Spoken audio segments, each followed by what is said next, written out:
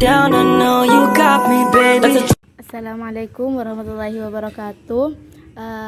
Perkenalkan, nama saya Hilda. Di sini saya akan mengerjakan tugas dari geografi. Di sini yang berjudul bunga anggrek. Di sini pengertian SDA sumber daya alam dapat diperbarui adalah sumber daya alam yang dapat didaur ulang, dihasilkan kembali atau keberadaannya selalu tersedia di alam. Sumber daya alam ini dapat memenuhi kebutuhan manusia baik primer maupun sekunder. Contoh salah satu dari sumber daya alam yang dapat diperbarui adalah anggrek-anggekan. Anggrek-anggekan adalah Orchidaceae yang berasal dari daerah tropis basah hingga wilayah sirkumpolar. Namun sebagian besar anggotanya ditemukan di daerah tropis termasuk Indonesia. Ciri-ciri bunga anggrek. Ciri-ciri bunga anggrek adalah memiliki 3 kelopak bunga dan 3 helai mahkota bunga. Yang kedua, bunga anggrek memiliki simetris bilateral. Yang ketiga, bunga anggrek memiliki benang, sari, dan putik di tempat yang sama. Yang kelima, bunga anggrek memiliki warna yang terang untuk menarik perhatian serangga. Cara bunga anggrek berkembang biak. Secara generatif, perkembangbiakan anggrek bisa terjadi dengan cara penyerbukan sendiri, penyerbukan silang, penyerbukan bastar, dan juga penyerbukan tetangga. Penyerbukan sendiri merupakan proses penyerbukan apabila benang sari jatuh ke kepala putik dari bunga anggrek itu sendiri.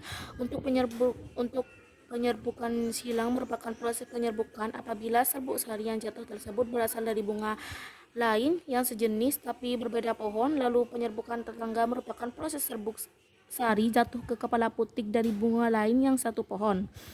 Yang terakhir adalah penyerbukan bastar, yang merupakan proses penyerbukan jika serbuk sari jatuh pada kepala putik dari bunga yang beda jenis.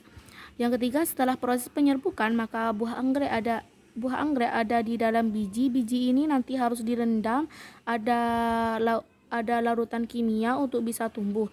Bisa juga membawa biji tersebut ke laboratorium untuk tanaman anggrek.